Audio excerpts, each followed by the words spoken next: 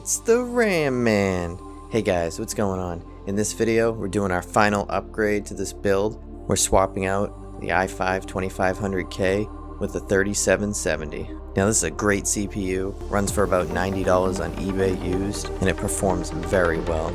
I also decided to upgrade the memory to 16 gigabytes of RAM. I threw in this GeForce GTX acrylic bracket, and it looks amazing. I'll post a link in the description below.